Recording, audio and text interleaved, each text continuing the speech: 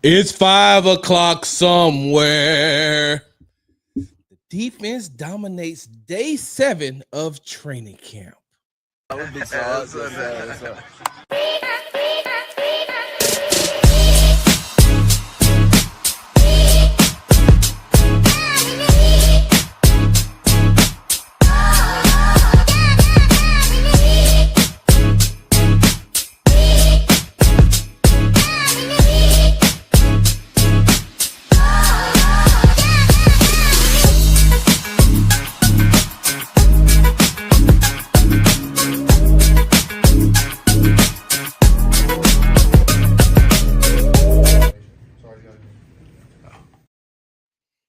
Hey, what's going on, y'all?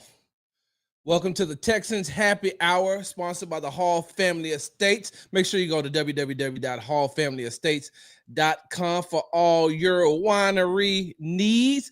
They say you can't buy happiness, but you can buy wine, and that's the closest thing to it. What's going on, y'all? Once again, tuned to the Texans Happy Hour. I'm your host, Big Sarge.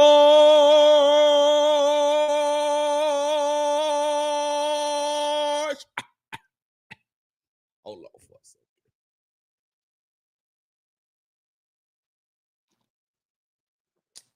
My daughter got me this cup. It got my name on it. Proud graduate of Prairie A&M University. Make sure you follow me on the app formerly known as Twitter at Big Sarge Sports with the Z at the end. Follow me on the Tick and the Talk at Big Sarge Media. Make sure you are subscribed to the Texas Tailgate Talk podcast and YouTube page. That's Texans Tailgate Talk, all one word. I gotta write that down. And make sure you're following me on Instagram at Big Sarge Sports with the Z at the end. Because you know we do everything for the gram. Ooh. Hello. You know what? Stay right there. Do not leave. I got something I need to tell you. Just if you could stay for a couple of minutes, just please put 100 right there. If you could stay for just 1 minute, Miss Jordan, I'm gonna need you to put 100 right there.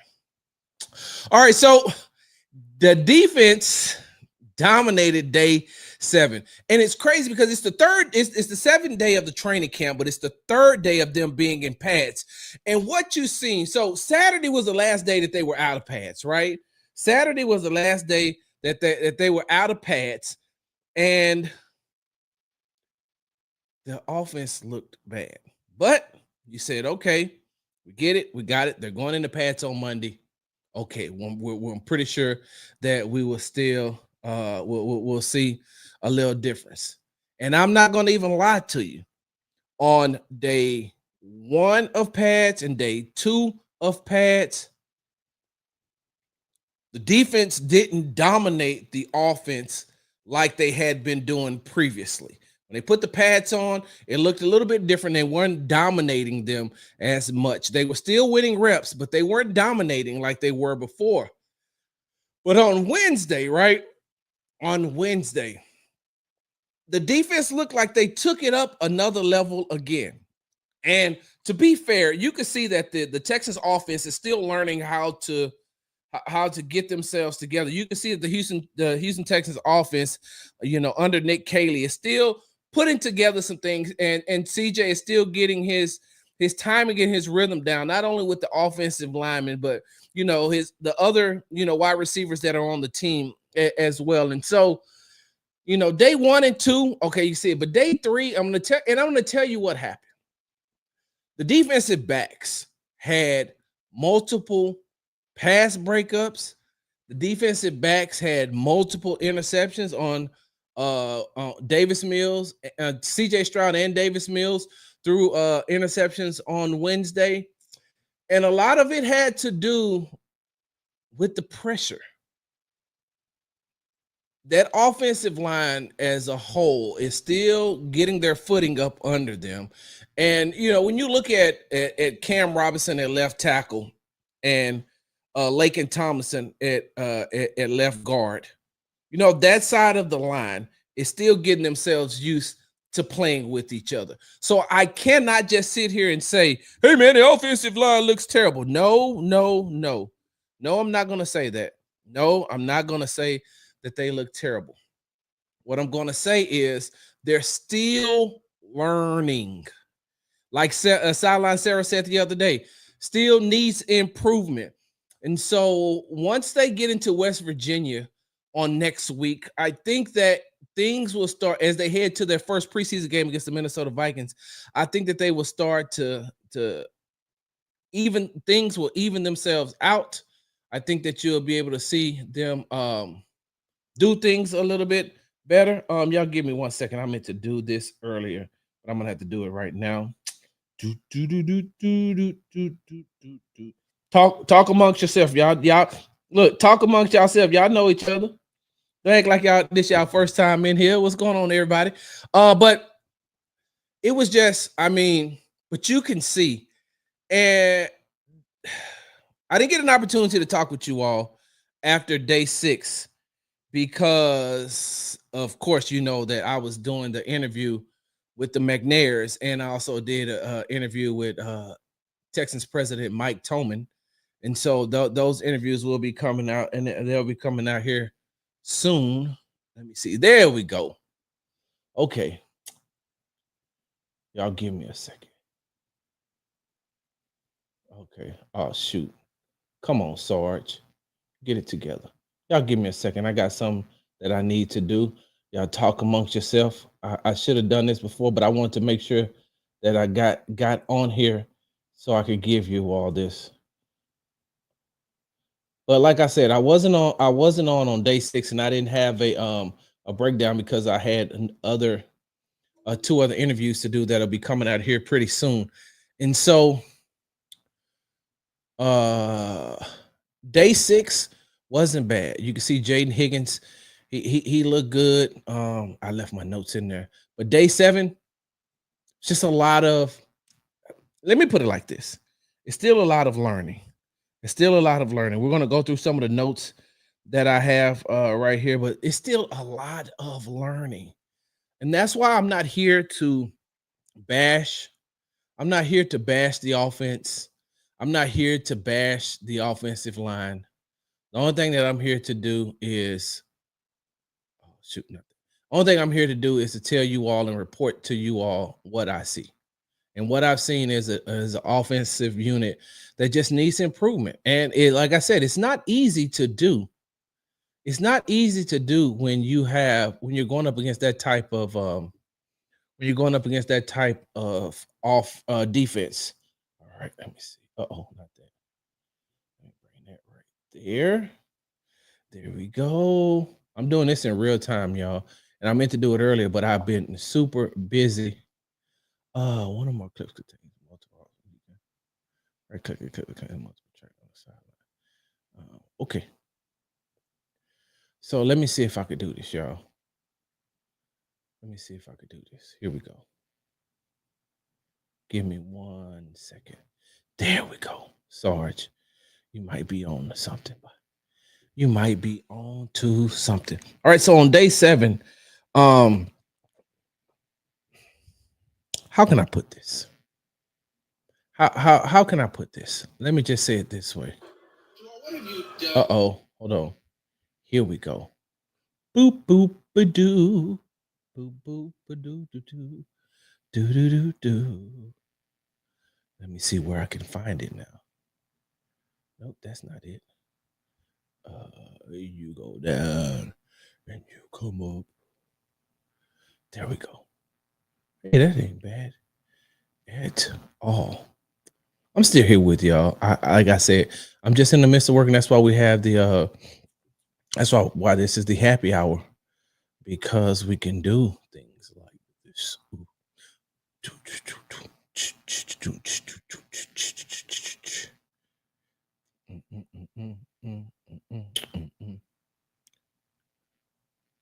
Joel, what have you done? What did you do in the off season? All right, so Miss Jordan, are you still here? Because I wanted to do this, and I seen you on here, and I had to make sure. I had to make sure that I got this up.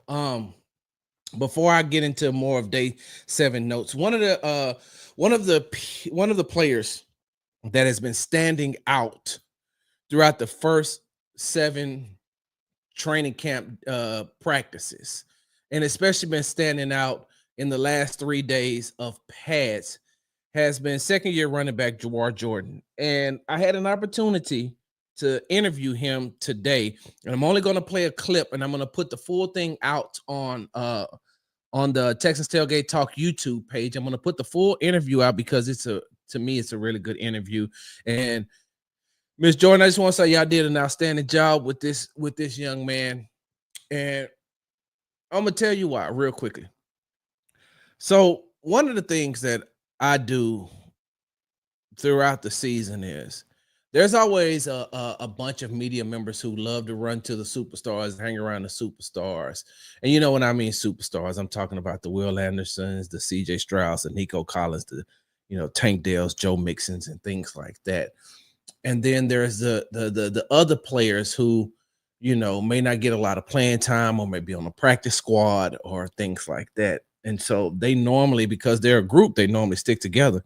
Well, if you walk in that locker room, every time that locker room is open, you're going to find me down on the opposite end for unless we're doing a scrum. But if we're just standing around, I'm down there hanging out with those guys.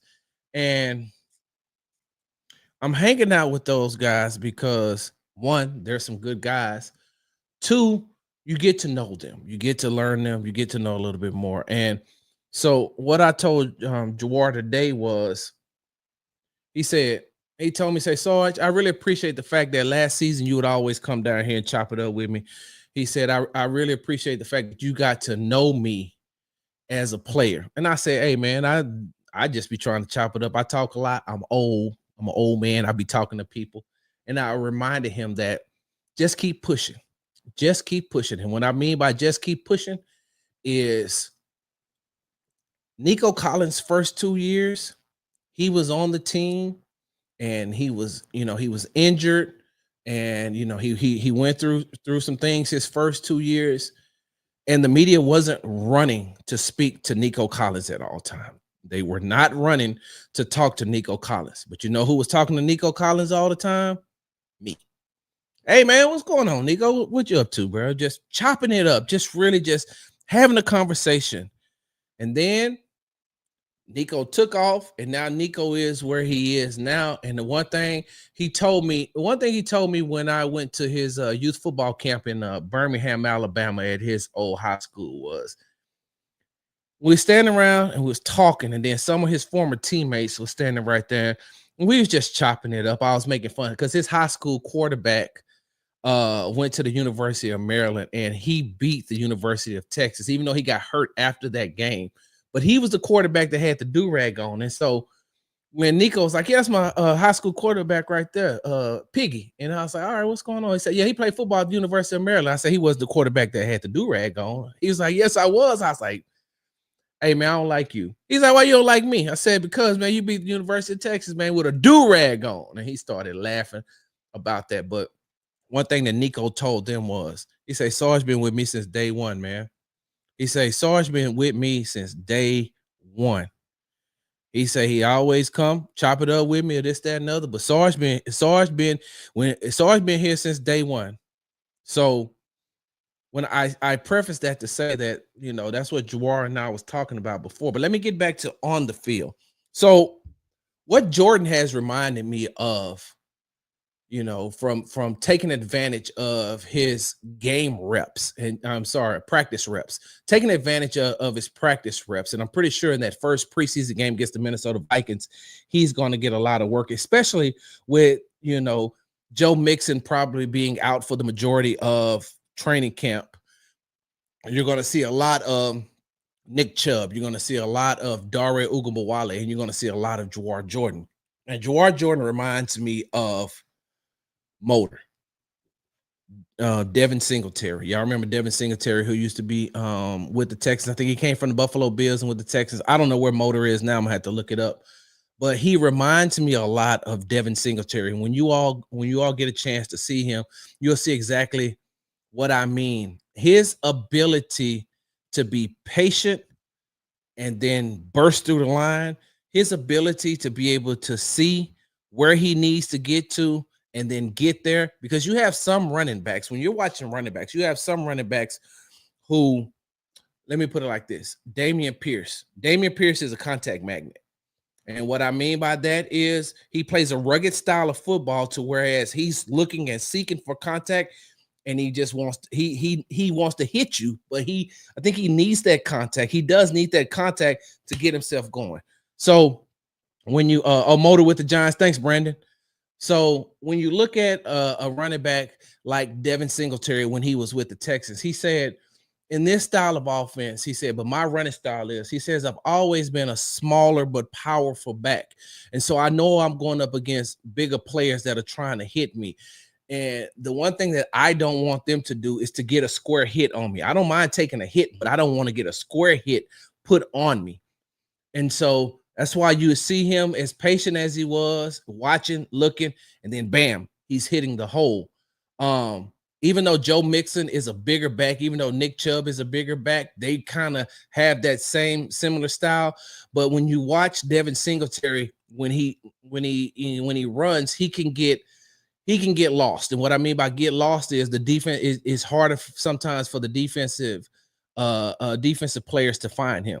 But when you look at Jawar Jordan and what he's done, and it's only been 7 days, it's only been 7 camps, but you can still see him, taking advantage of every practice rep that he gets. And he's that same way.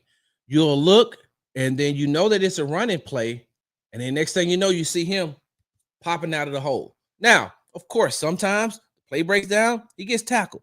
But for the most part, when you see him, he's like you see him, and then you don't see him, and then you see him bursting out of the hole. So his ability to turn on that burst whenever he has to is one of the things that has really stood out to me as I've been watching in training camp. And once we get past these open practices and move into another phase of training camp, heading into that first preseason game, I'm going to watch to see, once they ramp it up a little bit more, do a little bit, get a little bit more physical. I want to see what type of running style he actually has as he's, mixing and matching in with the first and second unit. So here's just a clip of me talking to Jawar Jordan on Wednesday. I'm going to put the full video out on YouTube at Texas Tailgate Talk. All one word, Texas Tailgate Talk. To get yourself prepared for training camp. All right, don't worry. Jawar, what have you done? What did you do in the off season to get yourself prepared for training camp? First and foremost, I got deeper in my faith. Got close to God, and know that he put me here for a reason. He brought me this far, not to only bring me this far. So, I just kept my head down and kept working, stayed here, worked with Coach Mike and the strength staff, got stronger, faster, and more confident in my skills. Was there anything specific that you did that you noticed that you needed to improve on? Really, it was just the confidence. I knew I was brought here for a reason, like I said. It was more so, just getting in tune with the playbook. We had a new scheme coming into this year, just putting them extra hours in the playbook and knowing my ability to make people miss and my speed and just knowing that I'm here for a reason. So that was Houston Texans running back Jawar Jordan, and that's a clip from my exclusive interview that I had with him on Wednesday after practice. Like I said, I'll put the rest up. I'm also writing an article on him that will be available on bigsargemedia.com on Friday. So make sure you look out for that at www.bigsargemedia.com. Hey, don't worry. Miss Jordan, I asked about you too. So there. We'll make sure. I'll make sure to let you know when that clip comes out. So, like I said, with the competition that's in that running back room, this young man is starting to make himself known. This young man is starting to make himself seen. One of the things that he said that motivated him was that he didn't make the team last year. He said, I didn't make the team last year. He said, so that's motivating me to, he wants to be a part of the roster. I don't know if that's going to be feasible, especially with the amount of talent that they have and that they have to keep in other positions. Like when you look at other positions like the wide receiver room, it's packed. They have a lot of competition. There's a lot of competition as far as the defensive lineman is concerned. There's a lot of talent, and the position room is packed in the tight end room. So there's gonna be some difficult decisions that general manager Nick Casario and head coach D'Amico Ryans is gonna have to make. But like I said, he's one of the Jawar Jordan is one of the guys I want you all to continue to pay attention to throughout training camp. All right, so on day 7, there were some things that stood out to me, and Ariante Ursery, the rookie tackle out of Minnesota, who has been getting a lot of run with the starting unit. He has pretty much inserted himself.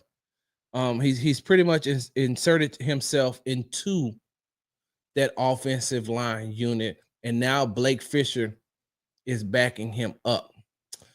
And when you listen to people talk about Ariante, when you listen to people talk about Ursery, his ability to want to get better, his ability to want to be better. I think someone put a video out of him and Will Anderson Jr. practicing. Sorry, getting in some work after practice the other day. Will speaks very highly of him. He's a big, massive young man, and once they help him build up his NFL strength, once they get him NFL ready, he's gonna be ready. He's gonna be massive. Um, he's gonna be massive in that run game. He's still a rookie, so he's still learning, and he's a rookie. He's still learning, and it's gonna take him some time, of course. But I'm gonna be honest with you. One of the things that I'm starting to see more and more is him and Titus being able to work in unison. Now, that don't mean that they don't get beat. I'm not saying that.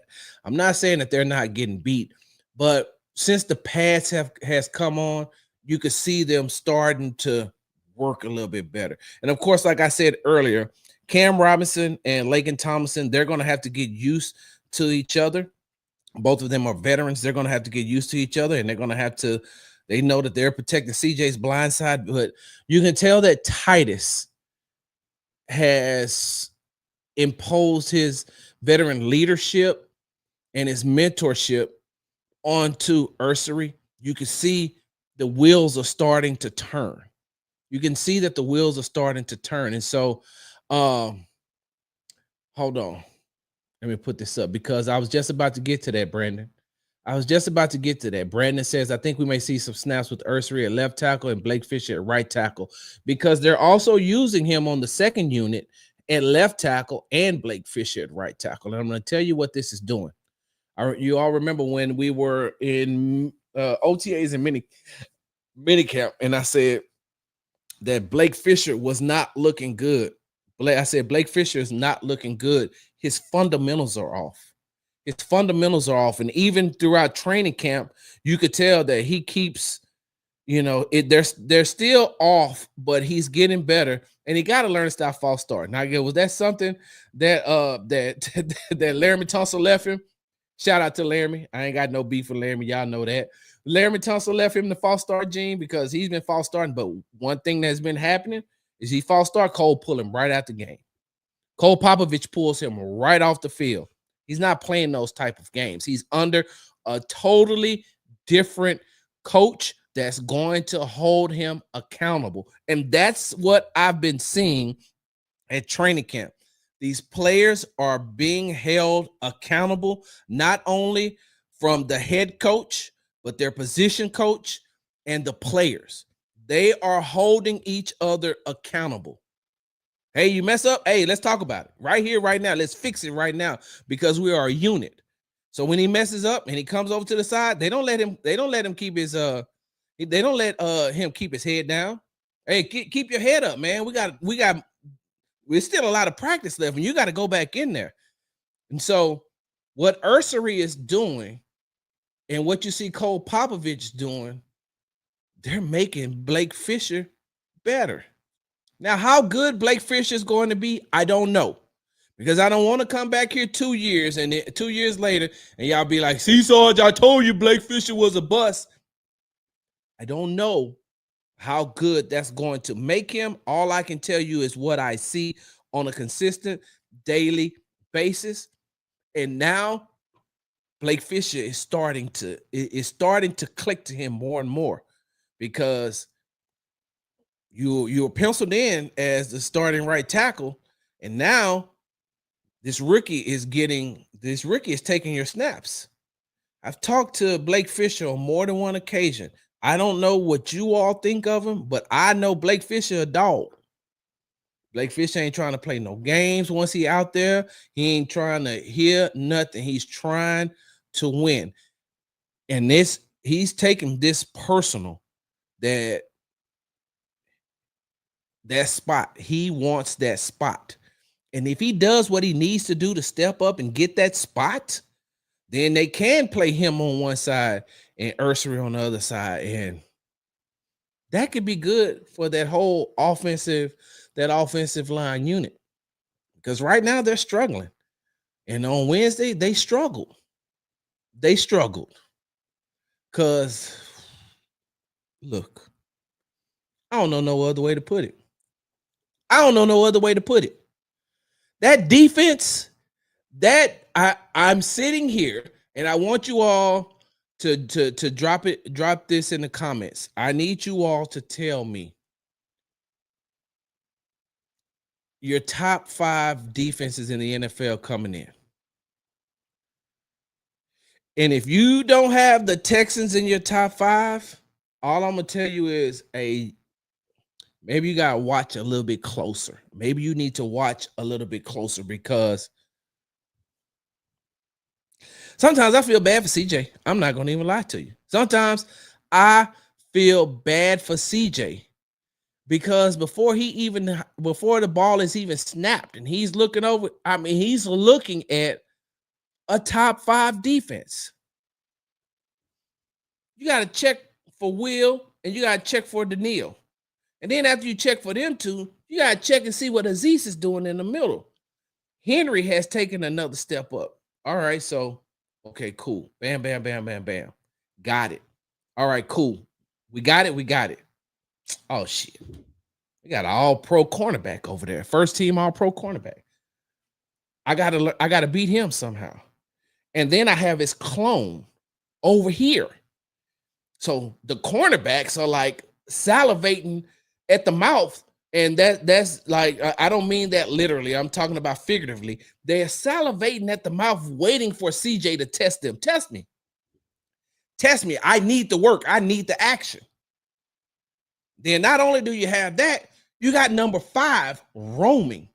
I put this out on Twitter while we were watching practice on, what was that, day 6 yesterday, Tuesday. Yeah, I know I hate doing that type of stuff because on Tuesday, hey, Jaden Higgins went up, high pointed the ball, bam, got it. And then he didn't have it no more.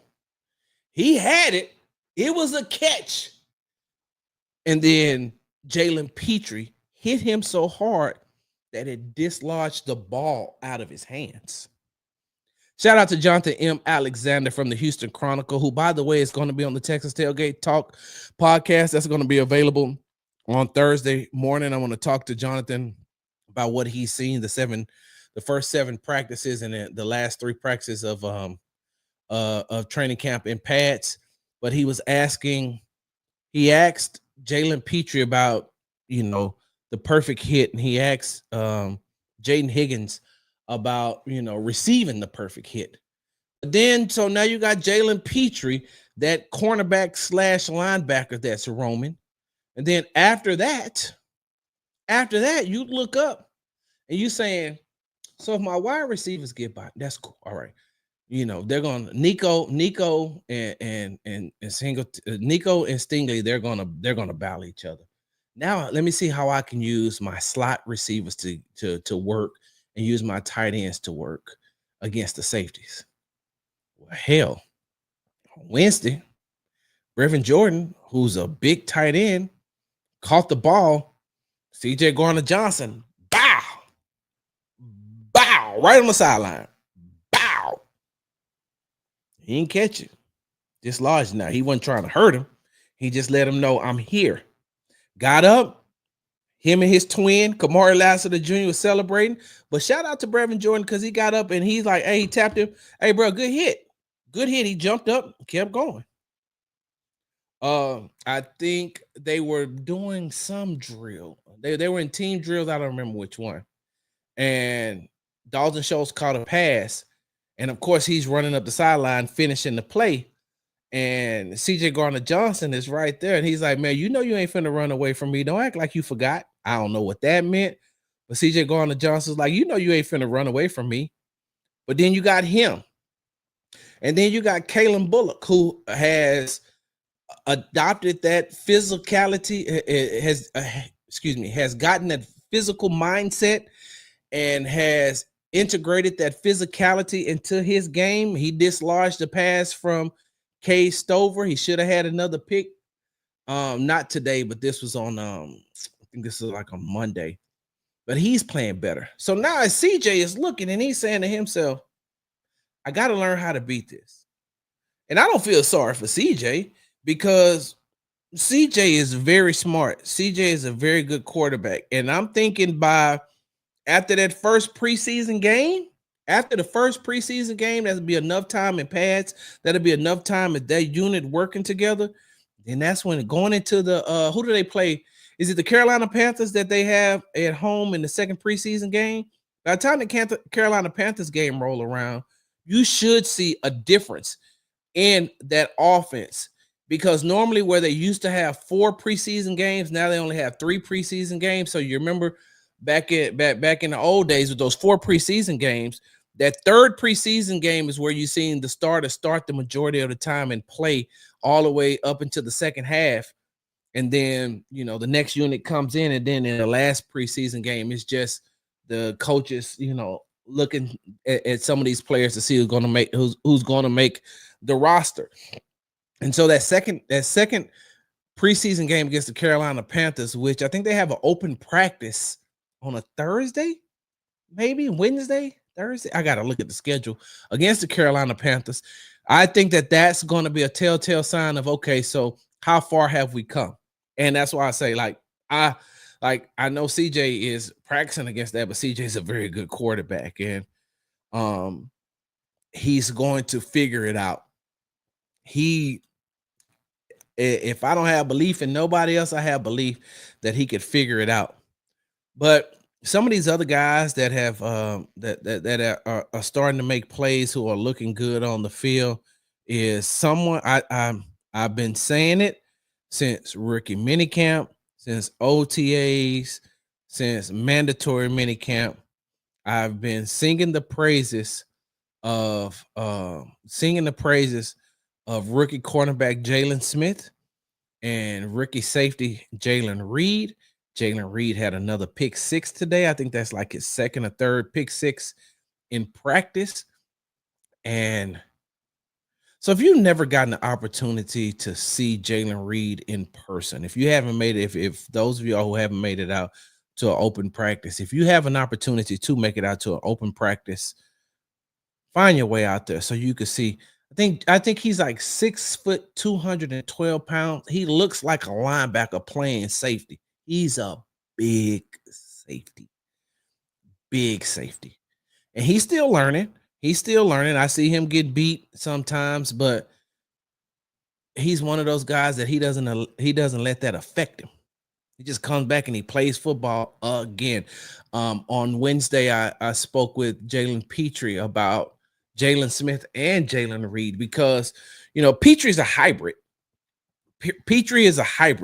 because he's a nickel corner and he's a safety. So he's in the cornerback rooms and he's in the safety room. Like he's that hybrid that goes in between.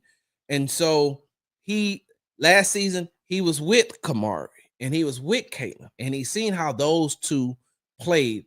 And now all Nick Casario did was go out and draft the next set of Kamari Lassiter and Kalen Bullock. Like these guys mirror Lassiter and Bullock and Jalen Smith and Jalen Reed. And so Jalen Reed is starting to make some plays out there.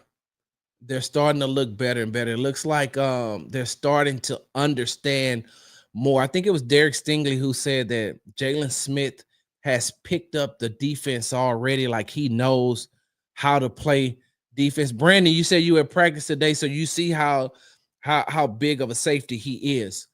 But he said that he's starting to learn. I mean, he knows the defensive playbook, and now he just needs to apply it on the field. And so, like I said, Jalen Reed, I'm really impressed by, of course, EJ Speed. Like I say, I will say this until I'm blue in the face, and I know that I sound like a broken record. I didn't realize how fast he was. And I keep seeing how fast he was, and I keep seeing how fast he was. He's fast. And um Jamal Hill. Jamal Hill, he's starting to learn that linebacker position and he's getting better. So, that defense had a hell of a day. That defense had a hell of a day on Wednesday. But I'm gonna say this, right? Hold on. Tune in to the Texas Happy Hour sponsored by the Hall Family Estates. Make sure you go to www.hallfamilyestates.com for all your winery needs. They say you can't buy happiness, but you can buy wine, and that's the closest thing to it. Y'all give me a second. Hold on.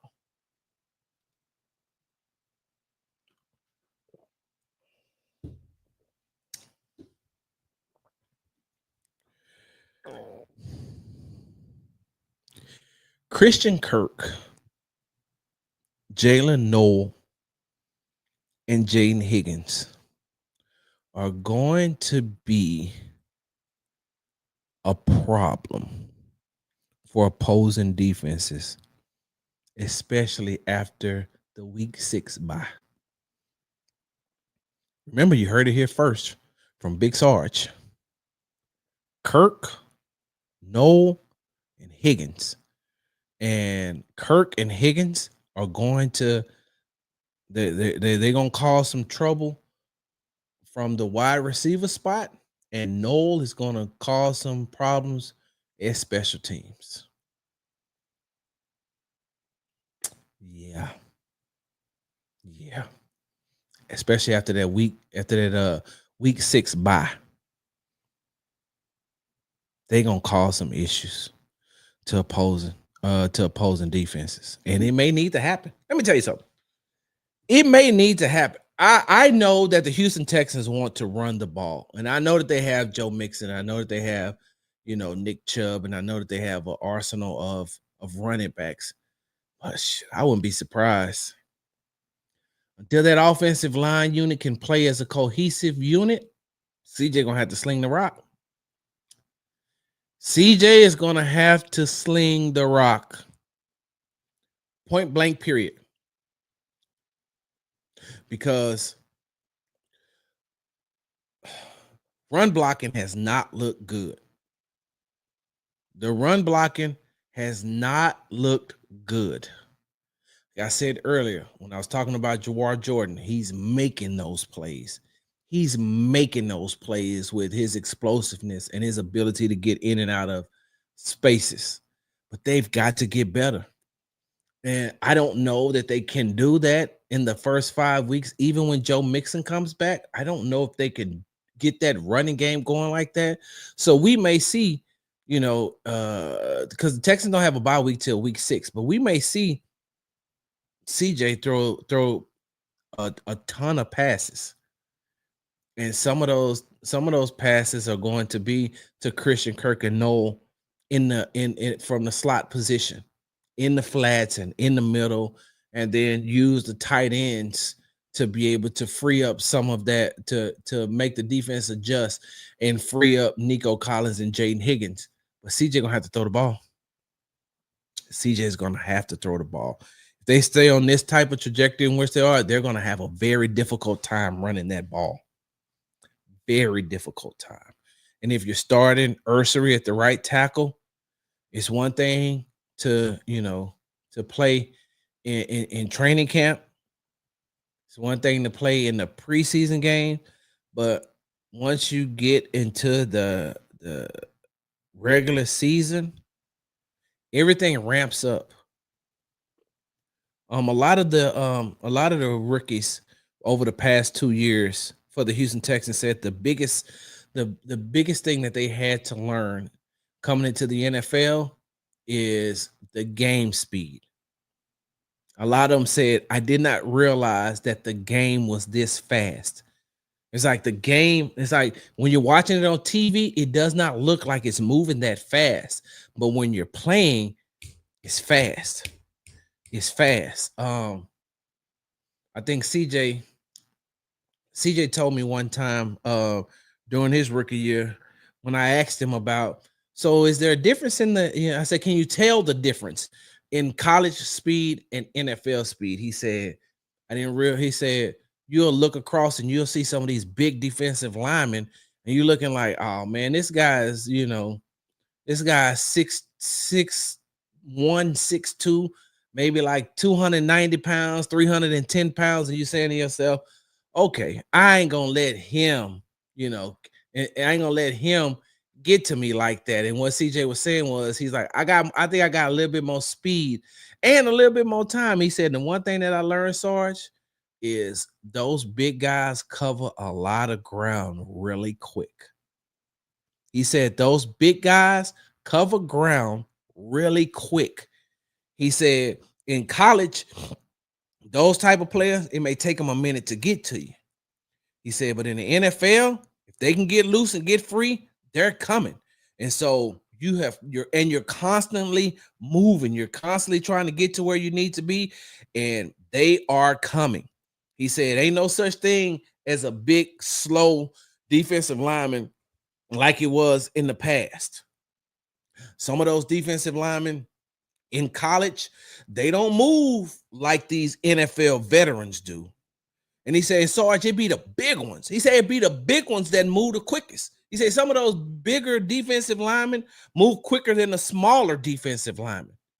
He said you would think it would be one, but it's this other one that's looking to come and to just he trying to knock me out the game, and he's coming fast. And so that's what I mean by Ursery once he gets into the game, because when you're looking at that left side of the line, they got some veterans over there that's been in the league for a while. So Cam Robinson knows the NFL game speed. Laken Tomlinson knows NFL game speed. Depending on who's playing center, if it's Jared Patterson or if it's Jake Andrews, they've been in the league long enough to know. Then Titus, of course, because he's the longest tenured Houston Texan on the team. He's the longest tenured Texan, excuse me. And it just leaves for Ariante now. So Ariante has to learn how to, playing at that type of speed. And so that run game is going to have to that run game in that first 5 weeks, I don't know. I don't know. And I'm only going by what I see right now, y'all. What I see right now. I'm not talking about in the I'm not talking about in the future. I'm just talking about from what I see right now. If it stays this way, and of course we know that they're going to improve, but they're going to have to do a lot of improvement. Let me put this up real quick. No, because Titus was drafted. I think Titus may have been drafted before Kaimi, or some way, somehow, because Titus got drafted here, and I think didn't Kaimi get traded here? Hold on. Let me go in and look. I think Kaimi got. Hold on, man. Let me see. Specialist Fairbairn. Fair. Oh, he's an undrafted free agent. Signed, excuse me, what I say? Traded. No, he was drafted. Okay. Originally signed by the Houston Texans as an undrafted free agent, May 16th. Okay, so I thought that him and Titus got here at the same time. Let me look at when Titus was what, 2019, right? Okay, you're right. Kaimi is. Kaimi is the longest tenure. And maybe I was thinking about it because I was looking at it's like, okay, so well, Kaimi didn't get drafted by the Texans, though, right? That's why I kept looking like he didn't get drafted. But you're right, signed as an undrafted free agent. So yeah. Corey asks, Juice not getting first team reps. At this point in time, Juice is not getting not getting first team reps.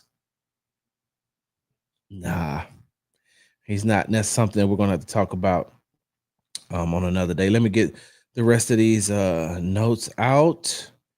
Hey, y'all send up prayers for rookie defensive lineman out of Rutgers, Keontae Hamilton.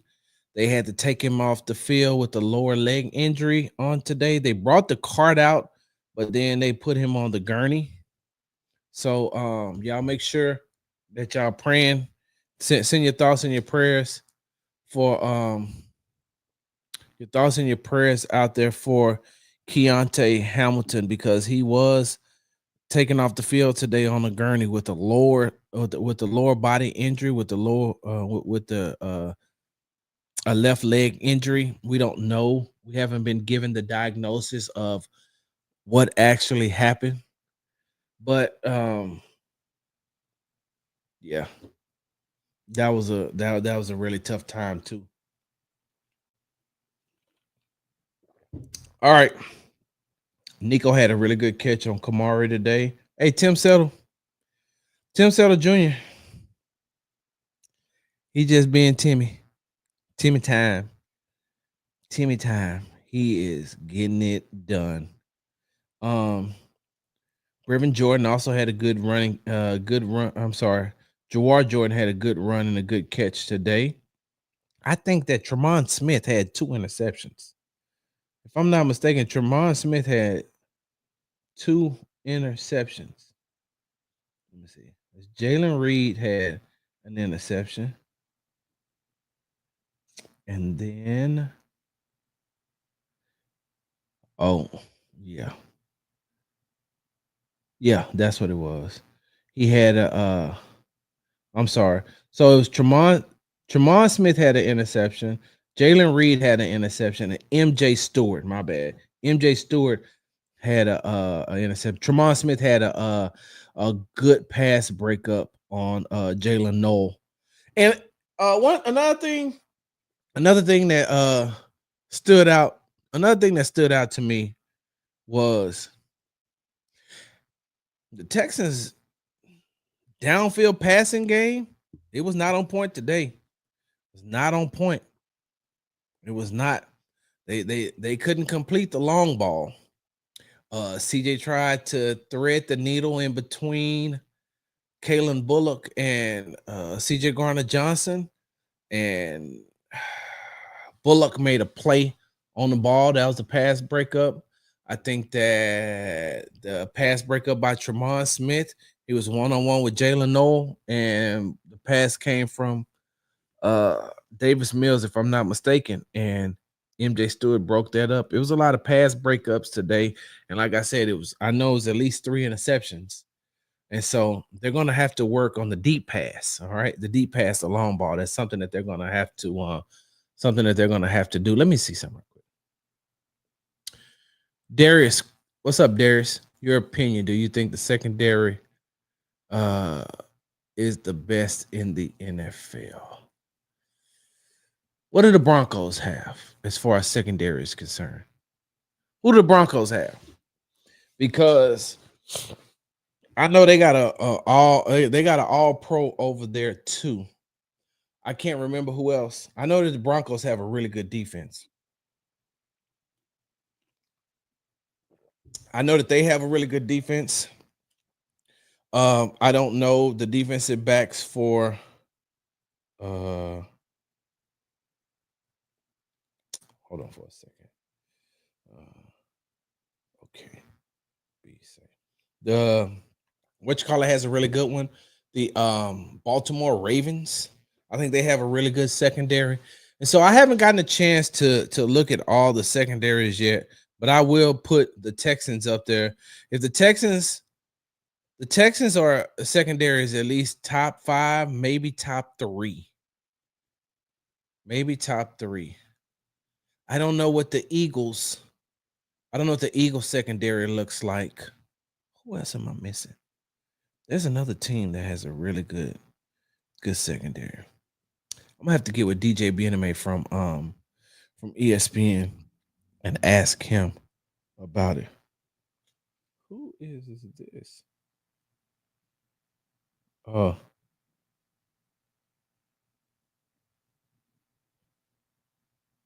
okay, for sure. Sorry about that, y'all. For sure.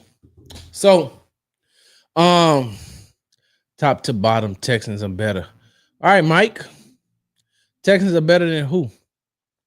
I got to get ready to get up off here, y'all, because I got to get ready to do this do the podcast with Jonathan M. Alexander from the Houston Chronicle that will be available to you all on Thursday morning. So when you get up, you click and you be like, Sergeant, put something out. But y'all know how I do it. I don't go nowhere without getting into these comments. The offense still moved the ball, which surprised me. They didn't get obliterated like they did on Saturday. So they didn't, but the defense had a great day today, and the offense just, they're still improving. Uh hey man, Showtime 409. Melvin Melvin came in our space. What's up, Beast Mode? What's up, DQ? What's up, Texas Tangent? EJ, what's going on? They need time to jail and get acclimated to each other and a whole new offensive scheme. Yep. Hey, Queena, what's going on? Let's see what else we got in. The defense got defense against the best O line. The Lions made Golf throw 5 picks. Yeah. Yeah, it is hot out there, EJ. Bell Trey Baby 3. What's going on? Of course, Brandon, Darius, Larry Payton, Dr. Payton. What's going on, man? Hey, great show last night. Great show on the Texans on 3 podcast. Hey, y'all make sure y'all like, subscribe, comment, and share. Texans on 3 podcast. I think that they do their podcast Tuesdays and Fridays. Hey, Larry, if you're still here, can you put the time that you all do the podcast Tuesdays and Fridays? That Texas on 3 podcast. If I can, I try to make sure that I don't miss it because they know what they're talking about. And there's some good, good, good guys in there that know they football. EJ probably a practice squad player for now. He's talking about Jawar Jordan. Larry says Jawar Jordan is a good developmental player. He's perfect for zone scheme, so I'm interested in his production in a new scheme. There might not be an attribute staff of faith, but one's trust in the high power is real confidence factor that's under evaluated. Yes, Texans tangent. What's up, Rich boy? Brandon says, I think we may see snaps. We talked about that. Yeah, Rich boy. Love that Cole holds them accountable. Yes, he does. Yep, iron sharpens iron, Texans tangent. And that's why I put that video out today of Nico Collins and Derek Stingley after practice. We're just going over some things. Tay, what's good? Best case scenario is Ursa and Fisher step up and become 2 long-term tackles. That would be great for the Texans. That'd be great for CJ. Tay, what's good? Engineer, what's good? 119, what's good? 119. These are the 5. This is the defenses: Broncos, Eagles, Ravens, Texans in any order. See, because I knew the Broncos, I knew the Ravens. I could not remember what the Eagles had, especially after losing CJ Gardner-Johnson. And so, by the way, he is hilarious. EJ, Mike. You know what, engineer? CJ made a pre-snap adjustment today, which was exciting. That's one thing I've been talking to my colleagues about. I said, I love the fact that you could, I think I heard either CJ or Davis Mills audible the other day verbally, and I was like, y'all heard that? And I think DJ was like, hey man, what you think this mean when CJ be doing this be doing the hand moves? I said, that's cool. I heard a verbal audible today. You know, the last time I heard a verbal audible, it's been a minute. Jalen Reed and Jalen Smith may have been draft steals. Yep. Yeah. Who did I tell that to? Somebody I was telling that today. I didn't realize how tall it was. Maybe it was Jonathan. All right, let me see. Jalen said they might be the fastest wide receiver core in the NFL. DQ say defense could be top 3. Engineer thinks that CJ gonna throw for 5,000 yards this year. Corey says that's what's holding us back from being contenders. I think he's talking about the run offense. Um,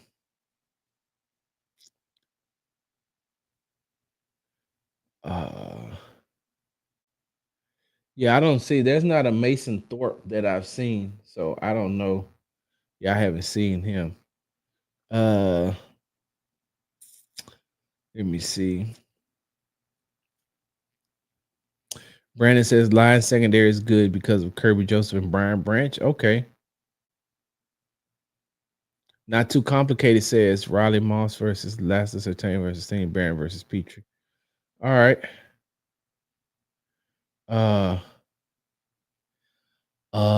Amazing. It was amazing. I had 2.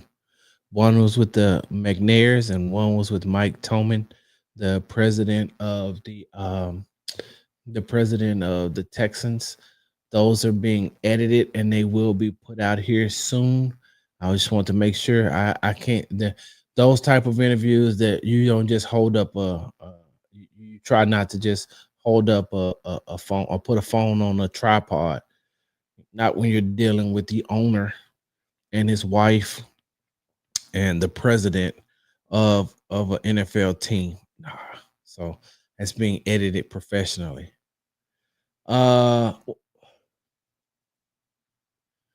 Okay, Larry put it up. Tuesdays and Fridays, Texans on 3 podcast. Tuesdays and Fridays nights at 7.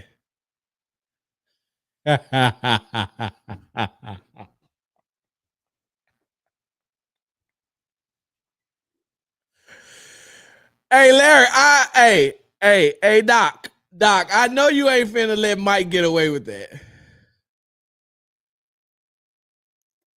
Appreciate that, JV Allen.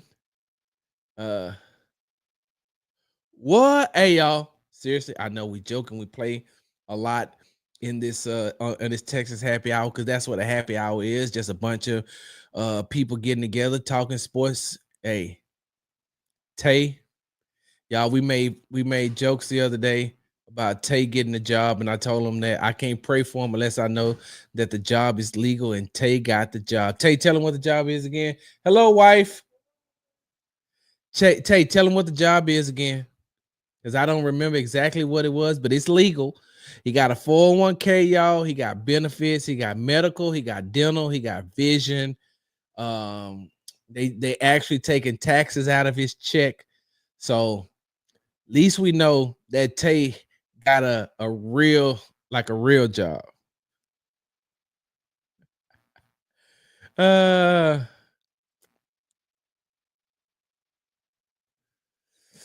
Not too complicated. That is a great question. But before I answer that, you're asking me, is Jaden Higgins the second best wide receiver on the Texans right now? Or are you asking me about his potential? Are you asking me, is Higgins the best right now? Or are you asking me about his potential? Mike is correct. I'm preparing for my retirement every day. Good job. before I get up off here, y'all, I just want to. I'm hoping that I'm hoping that who said that? That not too complicated. That not too complicated answer because I asked him. He said, "Is Jaden Higgins the second best wide receiver?" And so I'm waiting to see if he's talking about second best wide receiver now or second best wide receiver with the potential. I mean, is he the second best wide receiver as of now, or does he have the potential to be the if he has the potential to be the second best wide receiver?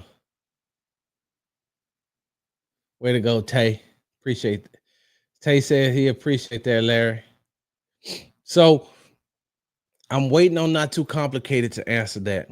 And once you answer that, then I can give you the answer.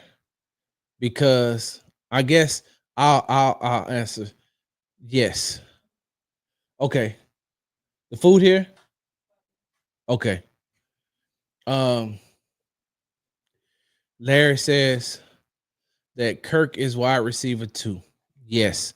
Kirk right, if I had to say right now, yes. Kirk is the second best wide receiver. The potential to be the second best wide receiver is the potential to be the second best wide receiver is Jaden Higgins. But hey, y'all, you may not want to hear this. Once again, you tune into the Texas Happy Hour, sponsored by the Hall Family Estates. Make sure you go to www.hallfamilyestates.com for all your winery needs. They said you can't buy happiness, but you can buy wine, and that's the closest thing to it. Hold on for a second. So here's the thing. Y'all ain't gonna want to hear this, but I'm gonna say it anyway.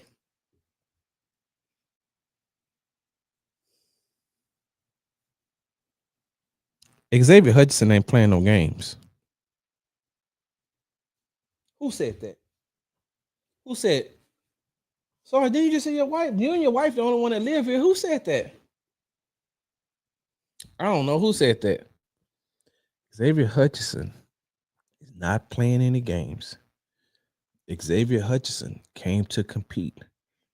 He ain't just ready to give up any type of playing time to Jaden Higgins, even though they are really cool. They are really cool. They really bond. Of course, they have their Iowa State bond, but he is not ready to just say because they drafted Jaden Higgins that he's ready to give up that spot. Xavier Hutchinson has been putting in work. I know y'all don't want to hear that. I know y'all didn't want to hear that, but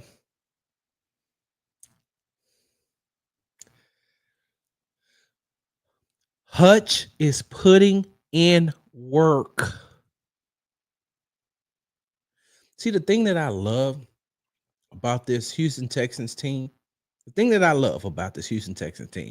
and Coach DeMeco Ryans hit the nail on the head today when he said, we got a competitive group.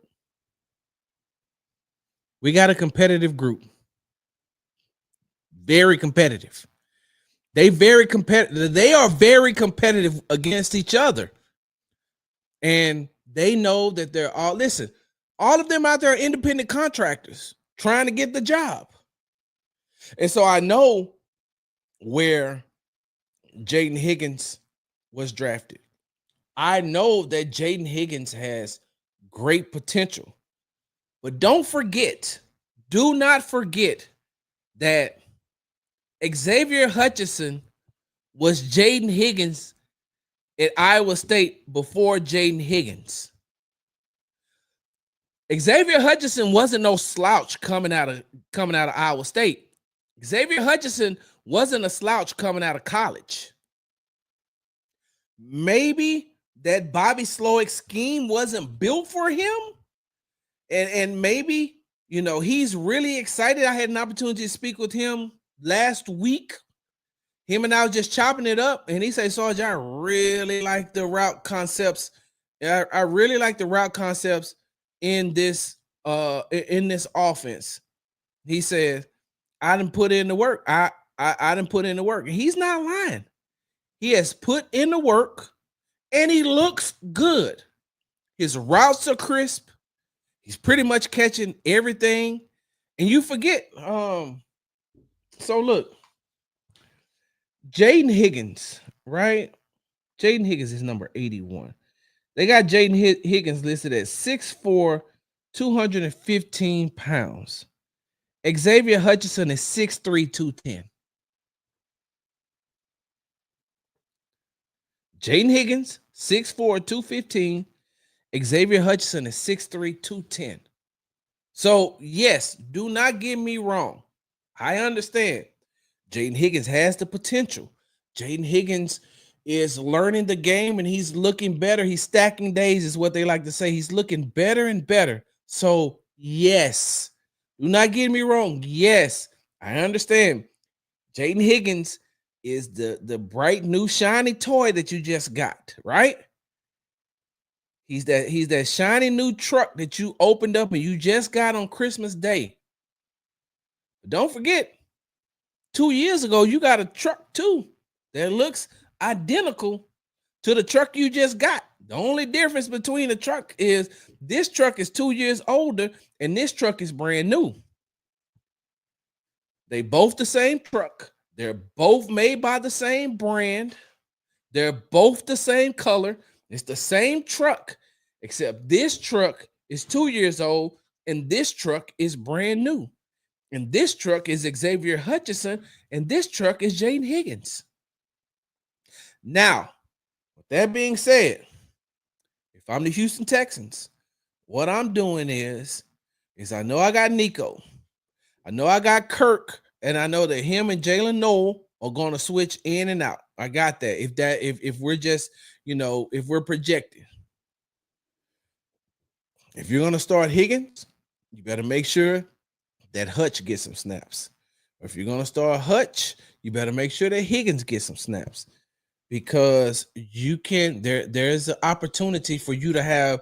You remember when I said when Jaden Higgins got drafted, the first thing that I did was make a video and put it up on YouTube, a short that said, just like the Houston Rockets went double big with Sam Adams and Alper and Şengün, just like they like to run their double big lineup. Now we're drafting Jaden Higgins. You can go that double big lineup with him and Nico on the field, but you can also go that double big lineup with Nico and Hutch on the field. And depending on what you're trying to do, you may be able to get them all three on the field at the same time. And having those three on the field at the same time, those big targets and that big catch radius, you're doing something. You're doing something. You're doing something. That's all I'm saying. You may be able to get all three of them in certain packages on the field at the same time. Not only that. So look, let me tell you something. There's a package that has Nico, Higgins, Hutch, and either K Stover or Brevin Jordan. Y'all ain't trying to hear me. Y'all ain't trying to hear me. Y'all ain't trying to hear me. Let me see. I got to get up out of here. I got an interview that I have to do.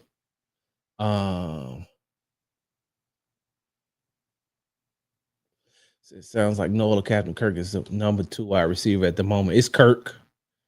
Let me see. Sorry, I'm late to the chat, but I gotta know. Sorry, should I be concerned about Stroud? No, I don't even think I need to read the rest of that, but I will, JB, because I don't want to disrespect you. I'm hearing even his energy and vibe is different. No. CJ is learning a new offense. CJ is learning a new offensive system. CJ has at some points during practice, CJ is behind 4 players he's never played with before. When there's Cam Robinson, Laken Tomlinson, Jake Andrews, and Ariante Ursary on the field together, that's 4 players CJ's never played with before. He don't know. He's still learning the habits here. And then you take that, and then you got to also you're learning this offensive unit, but now you got also two rookie wide receivers that you're trying to get incorporated, and everybody is learning the system at the same time. So there's going to be hiccups. There's going to be hiccups. There's going to be mistakes, and depending on what Nick Caley is trying to install for that day and what he's trying to run for that day, CJ is going to look different because there's new route concepts and there's new things going. And like we said earlier, he's going against a top 5 defense. So no, man, I wouldn't be concerned about that. What's up, Reverend Brooks? Yes, Hutchinson is getting better. Yes, he is. I need to know when the Texans plan on making a clear decision on who the 5 going to be online so they can start gelling and working together. Mike, let me put that up real quick. Hey, Mike, I think that's going to happen in West Virginia. Starting to see a little bit of it now, but I think it's going to definitely happen in West Virginia. Yes, Hutch was him in college. DQ, remember I said the other day that I got a hot take that I don't think people are going to like? Wait till next Wednesday. Next Wednesday when I'm in West Virginia, we're going to talk about that because now y'all know I'm taking some of my equipment, right? I may look a little bit darker because I ain't going to have all these studio lights that I have in here there. So, Hutch had to feel some type of way with the Texans drafting wide receivers he mentored in college. He loves the competition. He loves the competition. Hutchinson makes the team if we carry 7 wide receivers. We carry 6. I don't see a spot for Hutch. No, Hutch gonna make the team, JB. Now, one wide receiver that I think has great potential that I don't think is going to make it. I think he's hurt right now is Jared Wayne. It's another story. We'll talk about that. Hutchinson has been putting in work and showing how valuable he is since early last season. They said Mitchell has been catching everything but a cold here lately. He had a bad he had Tuesday. He had 2 drills. He did not look good. But ever since then, he's looked better. We could have 5 or 6 wide receivers on a 53. Well, hell, hey, Gamer G Texans fan, you see how it played out last year with the injuries at wide receiver. So they may. Yep, 119. Hutch was a machine in college. Yep, Reverend Brooks, some towels on his team. You remember the other day when I said Nico can play the slot? So lock at this Xavier outside, Jaden on the outside, Nico in the slot, just a couple of plays. That's a big slot receiver. Sheesh. That mean he's coming off that line, coming across. It ain't too many people. It ain't even gonna probably be no linebackers that's gonna want to hit Nico. Hey, Darius, you might be on to something. Hey, Darius, you keep that thought. I might have to ask. I might have to ask around about this package. I doubt I get an answer, but I'm gonna ask anyway. Uh, uh Ninja Crazy Legs say Mitch definitely getting traded for a 5th or 6th. Yeah. Hold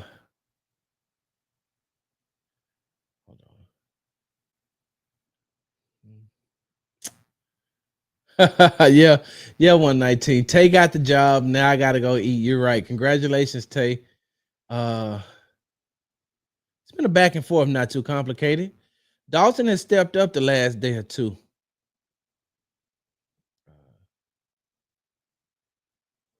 Hold on.